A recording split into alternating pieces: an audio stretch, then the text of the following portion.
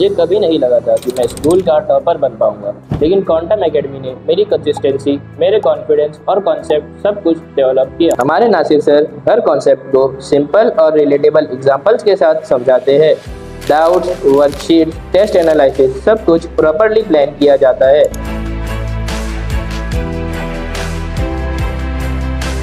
मैंने सिर्फ पढ़ाई नहीं की, मैंने लाइफ बदली। आप भी ये कर सकते हैं सिर्फ क्वांटम एकेडमी के साथ। पहलगाम आतंकी हमले के बाद कैसे मुस्लिमों के खिलाफ नफरत फैलाकर किया जा रहा है आर्थिक बहिष्कार का आह्वान, देखिए अलीबाग का ये वीडियो।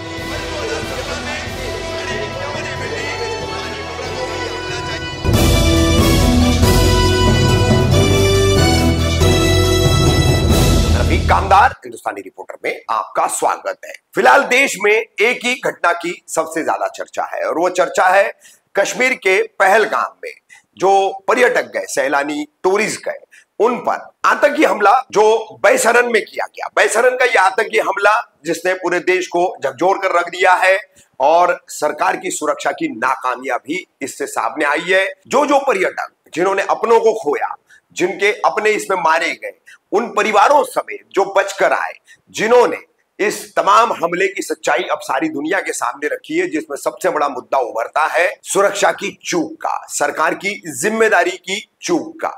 मगर इस पर बात न करते हुए, सरकार की जिम्मेदारी के लिए सरकार को जिम्मेदार न ठहराते हुए अब इसमें कैसे हिंदू मुस्लिम का रंग दिया जा रहा है।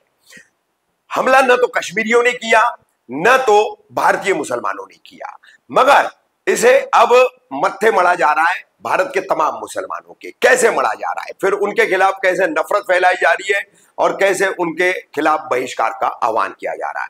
कल्याण के लाल चौकी का एक वीडियो हम आपको दिखा चुके हैं, अब ये वीडियो दिखा रहे हैं अलीबाग का है। 24 अप्रैल रात का ये शिवाजी महाराज चौक है अलीबाग का, जहां पर ये तमाम बातें ये वक्ता किस तरह से कह रहा है।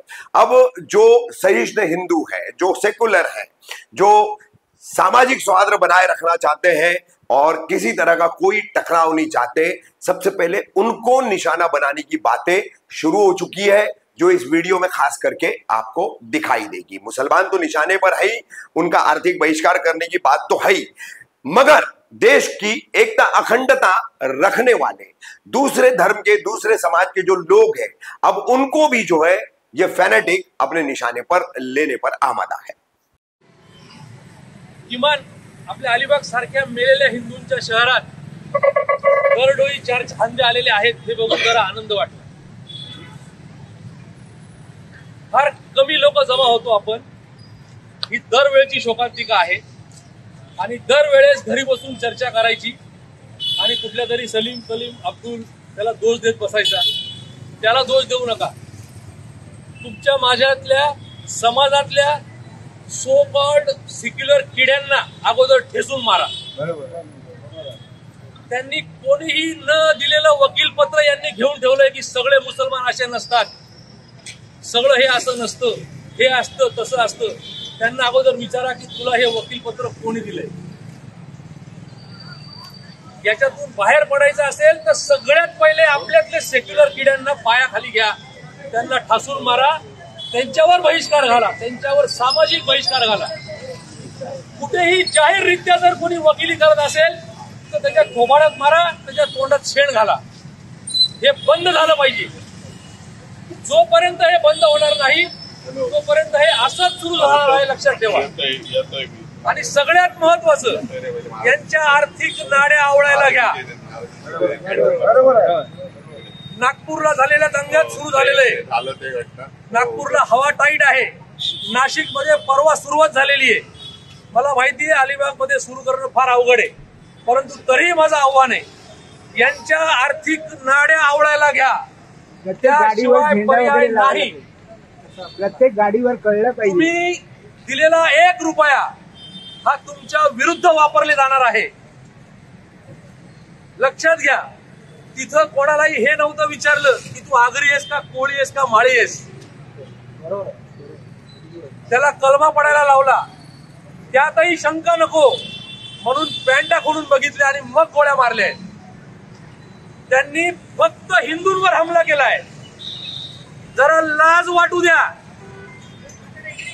उद्यापासून खरेदी करताना किमान आर्थिक बहिष्कार तरी घाला. त्यांनी नावं विचारून गोळ्या मारल्या, नावं विचारून खरेदी करा. जोपर्यंत हे सुरू होणार नाही तोपर्यंत आपल्याला दर महिन्याला एकदा येऊन श्रद्धांजली व्हायचीच आहे, लक्षात ठेवा. याच्यातून बाहेर पडायचं असेल तर एकमेव उपाय आहे, सुरुवात आर्थिक बहिष्काराने करा. प्रत्येकाला तलवार घेऊन बाहेर निघायची गरज नाही. प्रत्येक कामाचे योग्य मार्ग असतात, ते मार्ग अपनावा. हे जाहीररित्या न सांगणारी गोष्ट आहे, परंतु सांगावी लागते. किमान जमलेल्यांनी शेजारी पाजारी जाऊन सांगा. 2 रुपये स्वस्त देतो म्हणून त्याच्याकडे जाऊ नका. आणि विक्रेत्यांनाही माझी नम्र विनंती आहे की जरा माणसं बघून विका. जर समोरचा 2 रुपये कमी देऊ शकतो तर तू का नाही देऊ शकत, तेही बघा. दोन्हीकडनं बघा, त्यांच्या नाड्या आवळा आणि तरच हे कधीतरी बंद होईल. फक्त सकाळी मोदींना किंवा कुठल्याही पंतप्रधानाला किंवा गृहमंत्र्याला शिवाय देऊन नाही होणार आहे. हे धर्मयुद्ध आहे आणि धर्मयुद्ध धर्मातल्या प्रत्येक माणसाला लढावं लागणार आहे, लक्षात ठेवा. ज्यांच्या सावलीखाली उभे आहात तिकडे बघा. 350 वर्षा अगोदरची दहशत बघा काय होती ती, अटकेपासून कटकपर्यंत. लक्षात ठेवा, एकत्र राहिलात तरच जगणार आहोत, नाहीतर कांद्या बटाट्यासारखे आपण कापले जाणार आहोत. आणि भाईचारा विसरून जा. आम्ही हिंदू फक्त चारा आहोत हे लक्षात ठेवा. जो स्वतःच्या चुलत बहिणीचा भाऊ नाहीये तो साल्यांना तुमचा भाऊ कसा होणार रे? आहे का कोणाला उत्तर? जो मावस बहिणीचा भाऊ नाहीये, जो आते बहिणीचा भाऊ नाहीये, तो तुमचा भाऊ कसा होणार?